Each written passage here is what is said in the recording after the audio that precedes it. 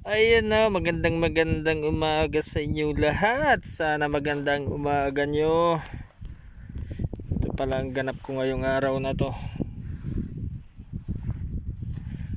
Nakita ko kasi dito may ano na tubig oh.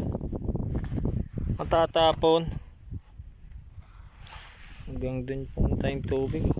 Malakas masyado. Inanuhan niya na to. Tanggalan na ng ano hanggang dun sa ilalim talaga. Wala nang ramal dyan oh. Baka mabiyak to eh. Anuan ng rashes namin. Tawag dyan base.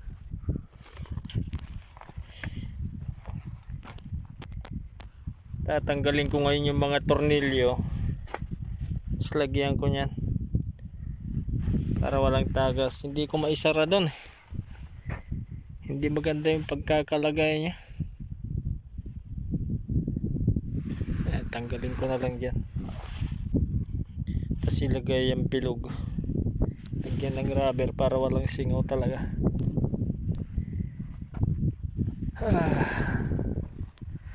Karga ako ng tubig dyan oh, yung malaking tangke doon.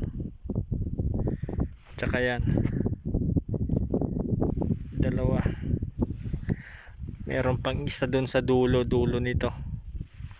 Hindi lang makita malayo. At dyan dumadaan yung tubo papunta doon layo. Tanggalin ko muna to. Diyan na yung amo ko. Buder namin. Ayun no, naikabit ko na. Sana hindi na tatagas.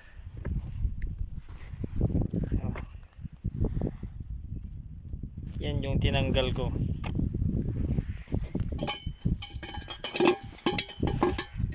Tinanggal namin nun kasi para hindi mabulok agad to eh. Tubo niya papunta doon.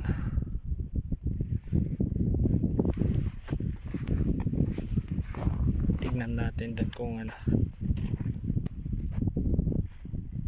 Ito yung hindi masara ng mabuti.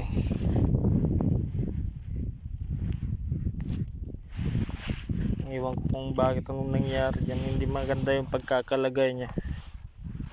Pag sinasara, sumasabit siguro dito sa plastic.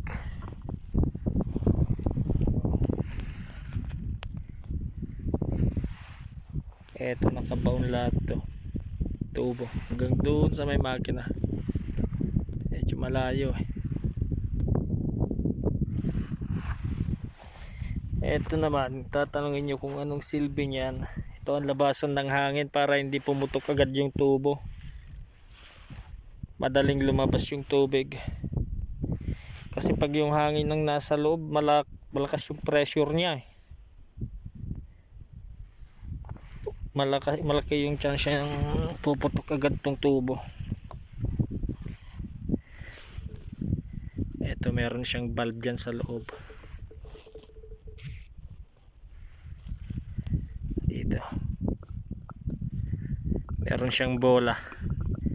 Pag hangin yung dadaan dito, lalabas dito yung hangin. May butas dyan. Pero pag tubig na, iaangat niya itong bola niya dito sa ano, meron siyang bilog dito sa loob. Iaangat niya ngayon, tas sasara, magsasara. Pero pag hangin, bababa yung bilog niya, lalabas yung hangin dito. Ganda. Tingnan naman kung gaano kalayo yun.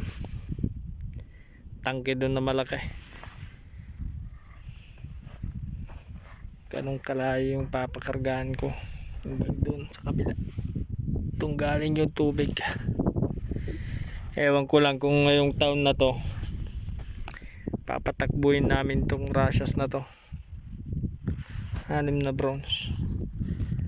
Tingnan yung nasira yung handle niya. Pinilit nilang nasira na. Ay puta. Pinilit nilang sinara. Ako.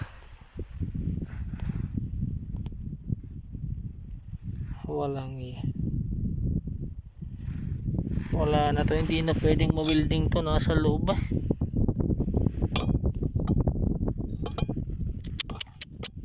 Wala sa ayos. Alam na nga nila matigas, pinilit pa.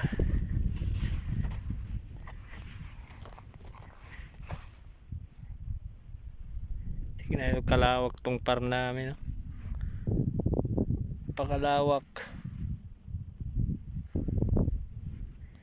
Kami ang pinakamalawak na par dito. Merong par dyan, bali ilan na yan, 5. Maliliit lang yung par nila dyan. Kami talagang pinakamalawak dito. Lahat ng par dito merong tamar. Kami rin ang pinakamaraming tamar dito. Nasa 2,000 mahigit yung tamar namin.